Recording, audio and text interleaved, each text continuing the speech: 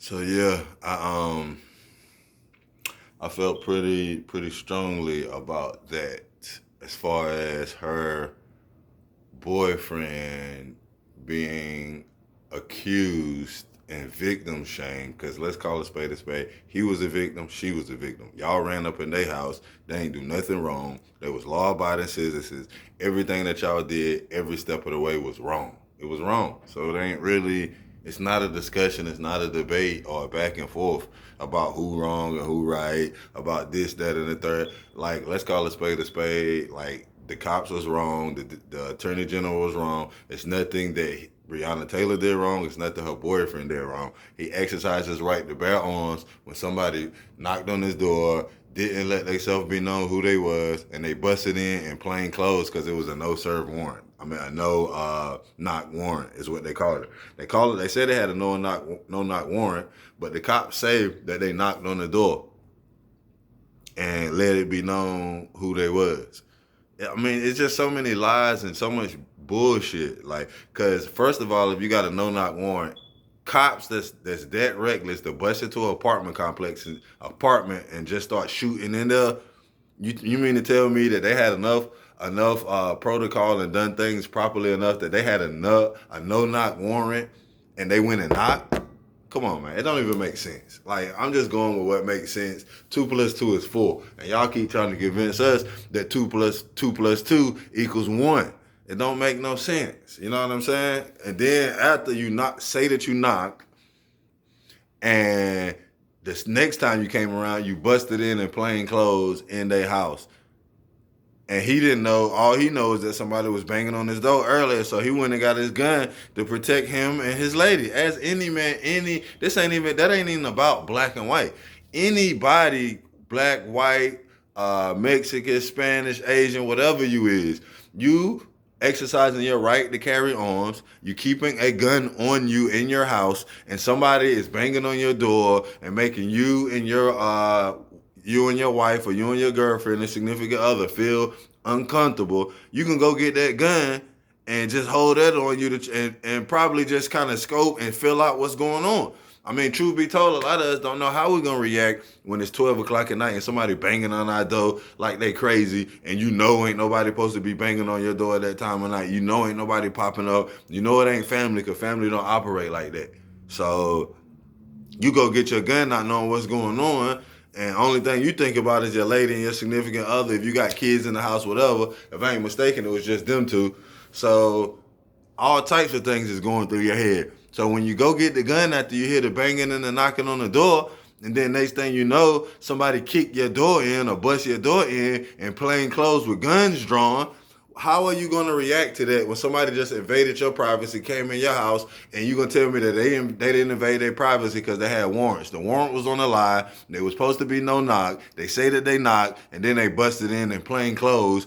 But beyond all of that, even if you're going to try to say that the warrant is logical, like, let's get past that. Even if you're going to say that the warrant is logical, how do you explain them busting in there, shooting all them shots, firing off, and doing all that at law-abiding citizens that don't have criminal records? Like, it's no way. If that type of mistake was made at the top, and the people that wanted to be pro-police and say the police was just firing up on following up on the warrant, then before I even get into context about that, because that is ridiculous. But if you believe that, then answer me this: why did they send the ambulance away? Why do they say they got one witness that said that they did knock and let they self be known to whoever was in the house, and that's the witness that they took to the grand jury and used for the trial?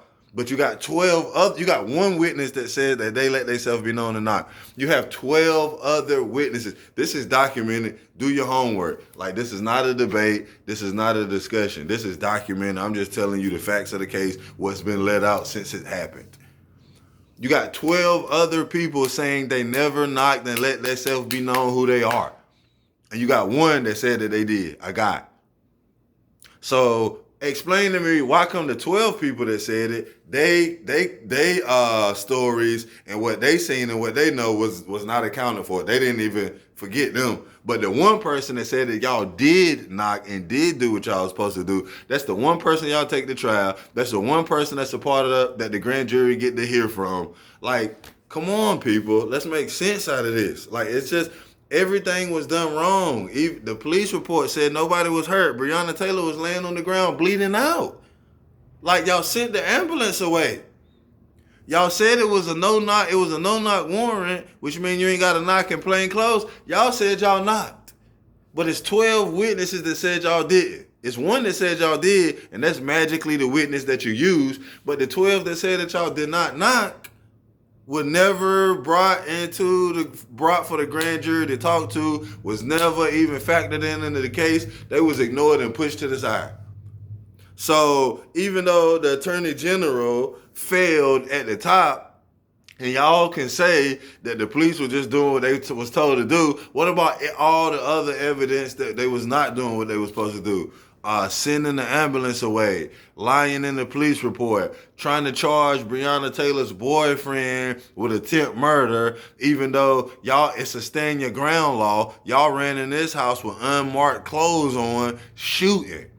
And then on top of all of that, the only charge that gets charged is reckless endangerment of the neighbors because they shot some bullets in the wall and neighbors was next door.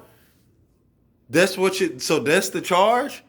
So they getting a charge for shooting in the wall, for damaging the wall, and potentially and maybe damaging neighbors. It could have happened.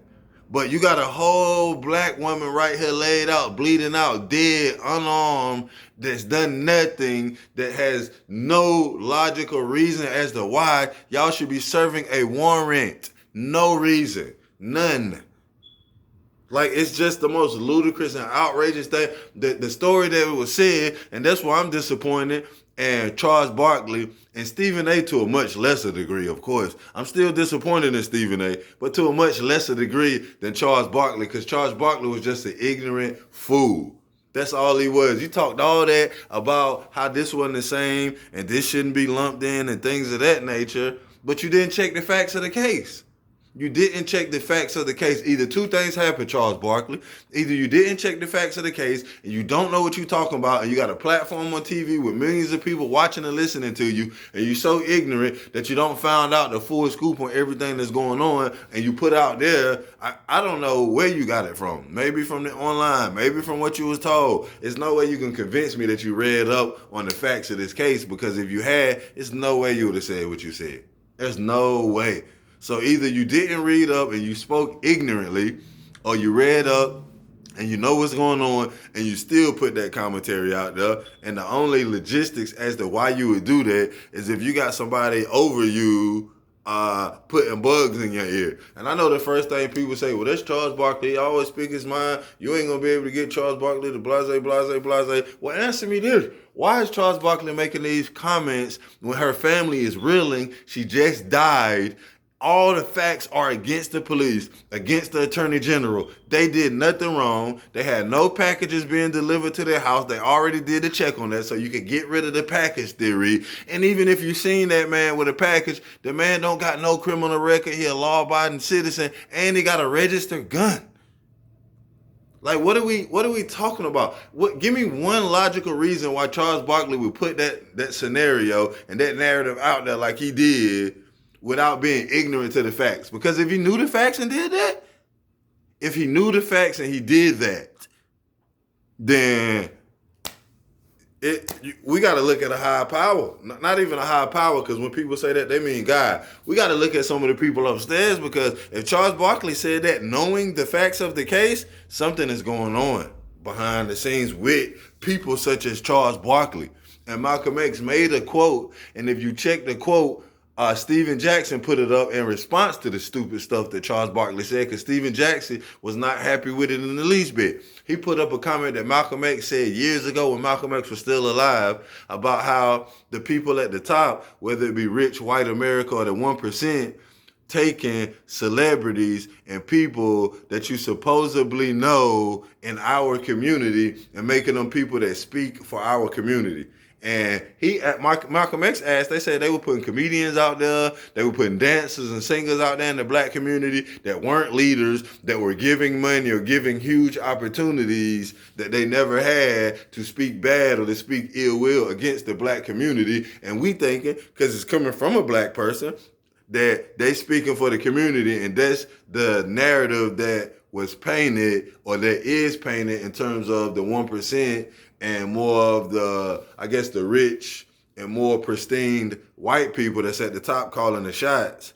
They get people in those positions, and that's what Malcolm X was saying back in the day. So he was talking more like the singers and the Richard Pryors, not Richard Pryor directly, but just saying comedians. He said, now go to the white community and you tell me where at in the white community do you have comedians speaking for the white community? Do you have singers speaking for the white community and putting things out there? But with us, they wait until it's a black person that gets popular or gets liked or gets revered or cherished by our community, and then they place him with certain opportunities or place him in a box and tell him, if you want to carry this on and keep doing this, this is the type of narrative you need to push. This man, now it's two parts of it. As a man, he should stand for what he believes in and should stand for what's right. But on the flip side of it, this man came from the hood, ain't never had nothing, and they literally telling him, do this or you going back. So right is right, and you should stand for what you stand on, but let's not make this seem like it's just a clear-cut, easy decision to be made when you starving, your family's starving, they always been starving, all you know is struggling hard times, and you got somebody hand with a pretty nice check with a bow on it telling you that this is what you have to do. And yes, this is the definition of selling out, but for some people, it's not just that simple. It's just not that cut and dry when you got a man right here with a life-changing check in front of your face in terms of financial and your family and the way you live, and you always lived in hard times and poverty and tough times. So now you got this dilemma to make, and it is a dilemma because even though we know right is right and wrong is wrong, you in a tough situation. So that's what Malcolm X was talking about. And now Stephen Jackson played that to talk about people such as Charles Barkley and such as Stephen A. Now, Stephen A is to a lesser degree because at the same time, Stephen A will be the ultimate contrarian like he did when he was talking about the Breanna Taylor case happening. He tried to he said, let's give this some perspective. Perspective really wasn't needed because we all had perspective, and anytime you got somebody saying something, you should go look up and do your due diligence anyway. So we didn't need you to clarify that, Stephen A., but you felt like you needed to, and you did, which is within your right. You got your platform, and you earned the right to be able to say what you need to say. But you told about the cops. You told about Breanna Taylor's, you said the cops were executed and weren't doing what they were supposed to do. You talked about Breanna Taylor's boyfriend firing a shot. He shot at the cops. It was very brief. You gave us the cop side and the cops' perspective. That's what you gave us. You didn't give us no other facts about how he's a law-abiding citizen, about how he had a registered gun, about how it was a no-knock warrant. They said they knocked. One person said that they did. 12 said that they lied and they did. You didn't give no type of background on the situation, Stephen A., and that's irresponsible. All you did was give the police point of view. If you can come in and give the police point of view when you know the black community is reeling and you know everything that's going on, it's your responsibility. You can say what you want to say, Stephen A. It's your responsibility to make sure you give the same background for the victims, who was Breanna Taylor and her boyfriend. And you did not do that. You did not speak and say nothing about that. And I don't even want to hear nothing about, well, it was facts coming out in the case. You didn't know all this. I don't know if you knew it or not. But the bottom line is, for you to come on TV and make that comment, you should have did some due diligence. And if the facts of the case haven't came out yet, then don't be speaking, making it seem like the cops was right and justified, because that's pretty much what you're doing. Even if you don't feel like you're doing it, that's what you're doing. You need to read some of the comments and some of the stuff that gets said, because that is exactly what you are doing. You're giving that validity, and you're not giving the other side of the story or the other side of the fence to the people that we clearly know is disenfranchised. You start your comment off by prefacing it and saying that.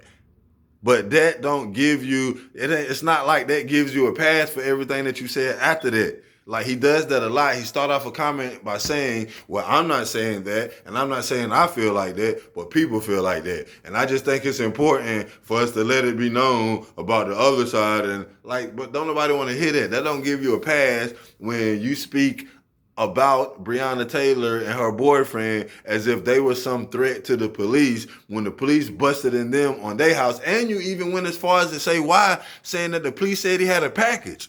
But you didn't never say that this man didn't have no criminal record. He don't got no history of criminal activities. Why didn't you say that, Stephen A? That's easy to look up and find. You don't even need the court documents and records to find that. That's public knowledge. You didn't say that. You didn't even try to say that. You said nothing of the sort. And that's why I was upset with Stephen A. He felt like he was just clarifying something from the police perspective. And that's fine. But if you're going to do that, you need to do it from the victim's perspective too. And you didn't do that. You didn't try. The next day First Take came on, you didn't try. And it happens a lot like this. And we find, a lot of people find Max kind of putting things in perspective and speaking the ways that the black community feels more so than Stephen A. And even though Stephen A is a black man and he went through hard times and he's a brother, Stephen A is a brother. He's not one of those black guys that came up in a different community around a bunch of white people that feel uncomfortable and don't know how to react and talk to black people. He's a brother, but and his feeling of telling it like it is, sometimes it gets to be a bit ridiculous because you're trying to be the ultimate contrarian when right is right. Like sometimes you just got to go with the flow and the wave if it's right. Stop trying to be the ultimate contrarian all the time. Like we get it. We understand First Take is a debate, but it's no debating about this case and the facts of it. So we don't need you to be the ultimate contrarian, Stephen A. Like he gets to that point to where he does this and Max ends up speaking, which is why our community loves fucking Max Kellerman. Because he always speaks and says things that we feel Stephen A shouldn't be saying. And then Stephen A end up playing the race card saying how he's black, Max ain't. And Max will say something, but he can only say so much because it's true.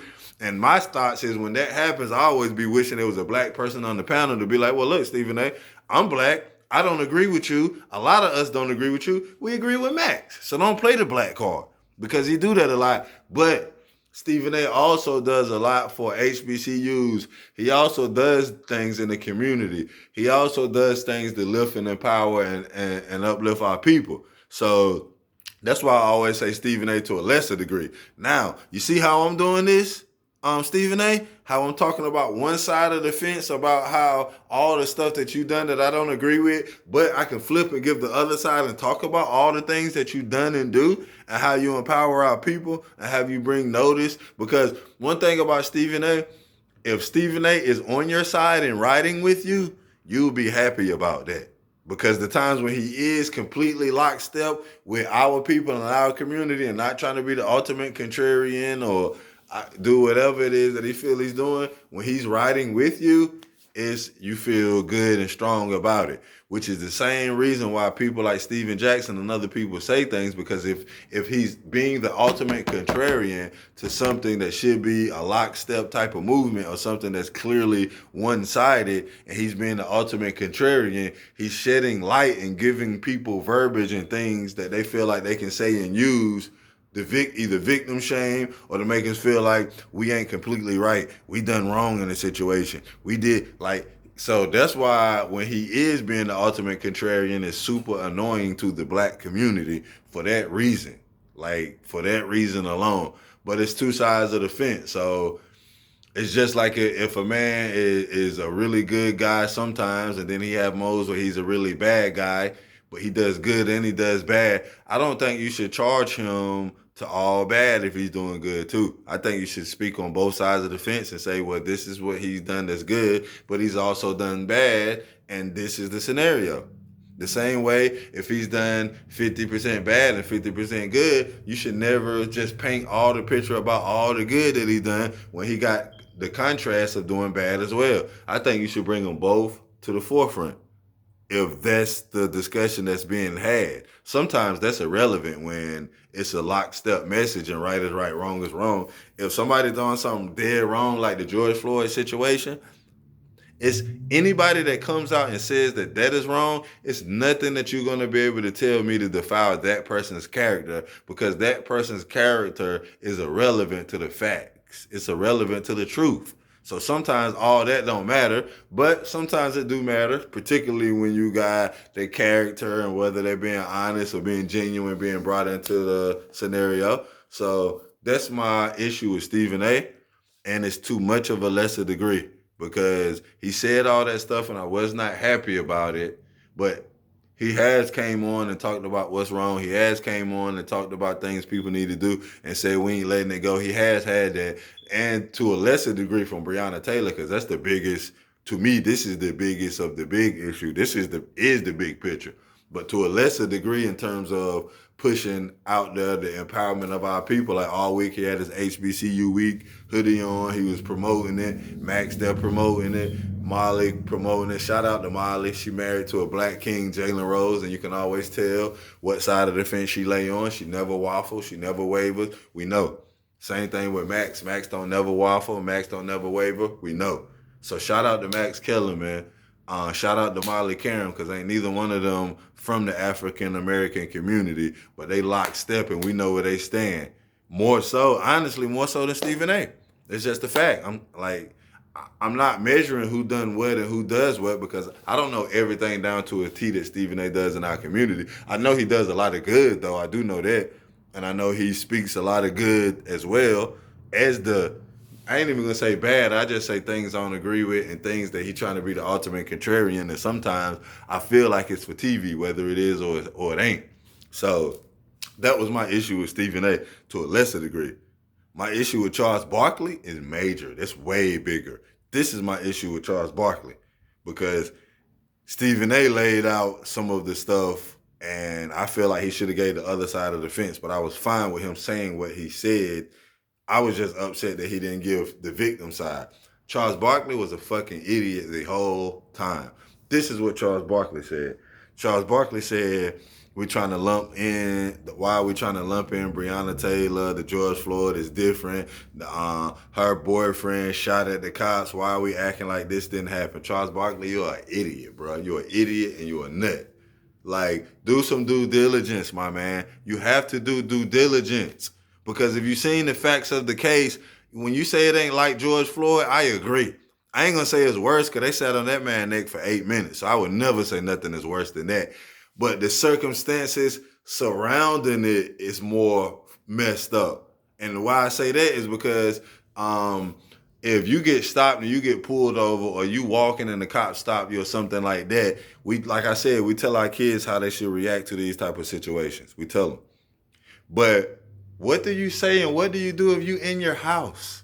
You laying in bed watching a movie with your significant other, and you haven't committed not one crime.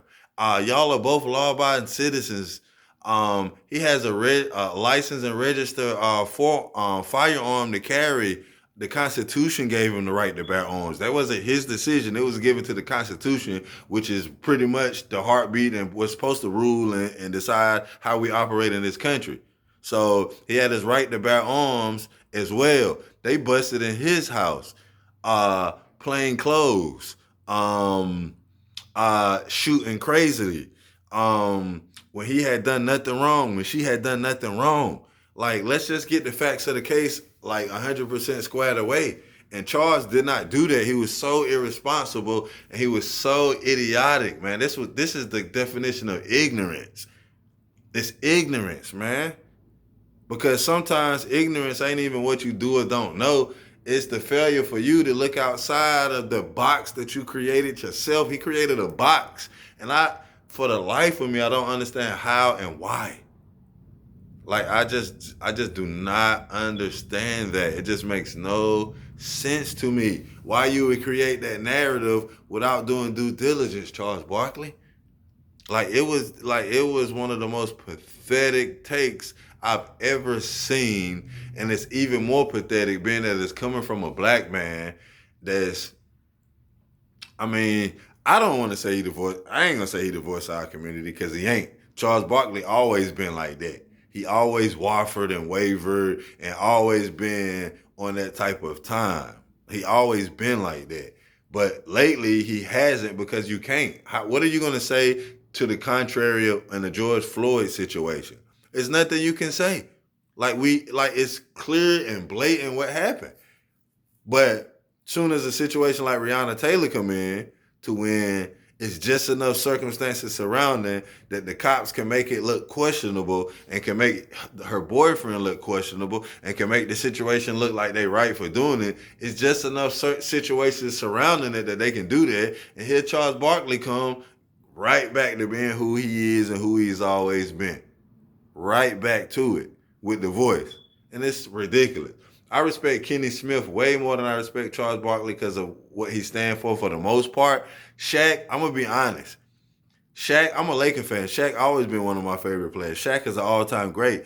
But Shaq is just so, mentally, Shaq is just so far gone from reality and what's going on. If you ever hear Shaq speak, Shaq is never speaking anything like heartfelt, anything electrifying, anything to touch the people like you see LeBron James do, like you see Steven Jackson do, like you see a lot of these players do. Like you see Jamal Crawford from Boston do. Like you see Jimmy Butler do. Like Shaq don't, and even some of these retired players, like I was saying, Matt Barnes, Steven Jackson, some of these guys like that. Shaq don't talk like that. Shaq talk like a person who thinks more along the lines down the middle in terms of he got money, he's comfortable, he's around certain type of people. So Shaq never has anything to say with any type of substance or power in it, particularly pertaining to these issues. Like he just pretty much go with the flow. He just pretty much say basic stuff. It's like you're not getting nothing powerful from Shaq. Like I have got nothing. Kenny Smith, sometimes you do. And sometimes Kenny Smith says less than more sometimes. But I never feel about Kenny the way I feel about Charles Barkley. Because on this one, Shaq was just agreeing with Charles Barkley. Like he didn't really have his own stance in terms of, okay, this is how Shaq feels, completely different, it's powerful, or it got substance, or I can understand or respect that. I didn't get any of that from Shaq. And you don't get none of that from Shaq on TNT. You don't get that. And you definitely ain't getting it from Charles Barkley. And Charles Barkley was on Kerry and Jamel Hill show. Y'all need to check that out, Kerry and Jamel Hill. I think it's on, I got to look it up and find out what channel it's on. Man, I'm upset that I forgot what channel it was on. But either way, you can go look it up and find that out, YouTube, Google, whatever. But Kerry Champion from ESPN and Jamel Hill from ESPN. Jamel Hill got fired from ESPN because she made comments about Trump. But they have their own show now speaking on it. And they had Charles Barkley on. And Kerry kind of put him in a position to question him. But you can tell she didn't want to ostracize him because they hosts of the show and they trying to get big names up there. So they can't go too far. Like, you don't want to have a host on and attack him because that would make some of your other people you want to bring on question about coming on because they might feel like it's possible that they could get attacked. So Kerry put some stuff out there to let us know that she knew, but she didn't go too far with it. And Charles Barkley made a comment saying he tired of having the comment for the black community. He tired of always having to say something. He wants some days off. He want to just chill. He want days off from being black. He just don't want to have to talk and blase, blase. And Jamel Hill asked him, she was like, Chuck, you can't take days off from being black. You are who you are. But my feeling and state of mind towards Charles Barkley is, if you feel like that, Charles Barkley, that's perfectly fine. I'm perfectly fine with you not speaking on none of these issues again, period. I'd be perfectly fine if you just shut the hell up and commentated and talked about the game, which even then, I don't see why people love that show so much. I get it. Charles Barkley supposedly tells it like it is, but all they do is be negative and talk about new school players not being good as the old school players and and criticizing players and all that. And Charles Barkley ain't even got no fucking championships. Like, he's a hypocrite, man. Criticize LeBron James for joining Miami Heat, talked about how stuff used to be and blase, blase. But you didn't talk about how you joined Houston with Hakeem Olajuwon after they won championships, him and Clyde Drexler. You ain't say nothing about that, did you? You ain't say nothing about how you talked Pippen into coming to Houston to play with y'all. Okay, but I'm just bringing that to say he a hypocrite. That ain't got nothing to do with the facts. That's a whole nother discussion. The totality of this message of what I want to say is we really have to start fighting even more. We really have to keep this fight alive. We really have to put things in perspective. And I'm gonna start doing videos. I don't even care how many views and watches I get. I mean, you would hope that it land and hit more people and can reach out and touch people. But I put this video out because I had stuff on my chest. I was so bothered by some of the commentary that I seen from Charles Barkley. I was a little bothered by Stephen A. not giving the victim side of things. I was a little bothered by that. I was extremely bothered by Charles Barkley. So much so, the type of route that he took with it was so disappointing and ridiculous that Steven Jackson got up, put something up talking about Charles and talking about just how silly Charles was, and do you even think about their families when you made that stupid comment? And Charlemagne the guy gave him Donkey of the Day. He got Donkey of the Day from Charlemagne the guy.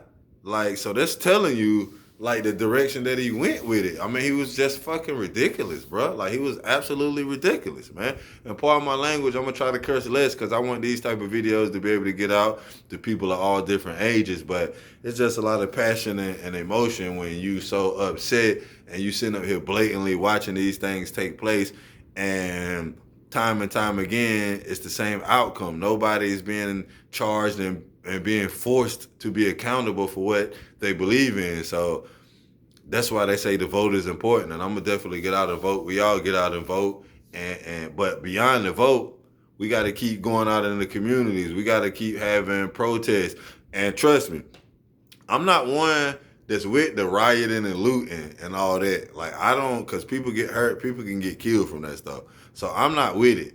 But I do understand it. Martin Luther King said a while back that rioting is just voices of the unheard, man. It's just the voices of the unheard. That's all rioting is. And I don't agree with looting and rioting, but I had a coworker, he was white, and I'm cool with him. Good dude. We tight. And he was talking about Colin Kaepernick kneeling during the flag. And he was saying he got grandfathers and all that fought for this country, and he feel like it's disrespectful to him. So I simply asked him, plain and simple. I said, well, listen, first of all, black people served in the country right beside your granddad. So it's not like it's just exclusive to just white people. Black people fought then, and not only did they fight, they was getting mistreated heavily. Heavily they got mistreated. So not only did they fight, they fought while they was getting racially profiled, and they was dealing with racial injustices while in the army and in the military, and then they got home and got treated even worse. Even worse. And they don't feel like that. So they got a right to say how they feel it as well. And not only that, if you do your due diligence, you'll know that it was a military person that told Colin Kaepernick to kneel during it. Cause I think Colin Kaepernick was, I don't know if he was sitting, I don't know, it was something. Colin Kaepernick started this moving off doing something different, and then they had a guy from the military to come back and tell him that if anything, you should kneel peacefully during the protest because they don't feel disrespect. If anything, they feel like that's some of the old ways to show respect and camaraderie peacefully, but still getting the issue out. Because I asked my white coworker, you got a problem with them kneeling, what should they do? I don't know. I just don't think well, if all you're going to tell me is what they shouldn't do, and when people asking you for solutions, you don't got none and you don't know, I don't want to hear from you. Because if you got a solution to what they shouldn't do and we're trying to fight this, and you don't got a solution for what they should do or to help try to get the message out there, I don't want to hear nothing from you, because all you doing is legitimizing and justifying racial profiling when you knocking somebody that's trying to bring awareness to it, because that's what you're doing. You saying, well, I understand it ain't about that. That is wrong, but they shouldn't be. I don't want to hear that, man. Unless you can come up with a solution and tell us what we should do, because every time they ask people what they should do, it's always a white person saying that they shouldn't be doing it. They shouldn't be using their platform for the NBA. They shouldn't be using the NFL. It's the right time and the place. And basically, when they say that, what they're saying is they want you to peacefully and quietly go over there somewhere where nobody can hear you and nobody can see what the message is, and go protest there, because protest is made to be uncomfortable. Like that's the name of the game. And protest is not just made to be uncomfortable, they made to get a message out. So you got these people out there playing in the NFL, playing in the NBA, they don't care what you think or what you say. They don't care what white America that's criticizing them for using their voice has to say. At this point, they could care less. We could care less what any of y'all got to say. They using their platform because they know it's wrong. And if you ain't a part of the solution, you're part of the problem. So Colin Kaepernick kneeled peacefully. He got blackballed out of the NFL. He got talked bad about. You turn to Fox News. You turn to all these different outlets. You got other NFL players like Drew Brees and some of these other coaches saying he shouldn't kneel. Like, you got people saying that. You got Jerry Jones, the owner of the Cowboys, telling his players that they can't kneel at all. That's what you got. So that's what you do when folks peacefully protest. Okay, after this, you still got situations like George Floyd. You still got situations. You just got so many different situations you can go back to since the Trayvon Martin situation, man.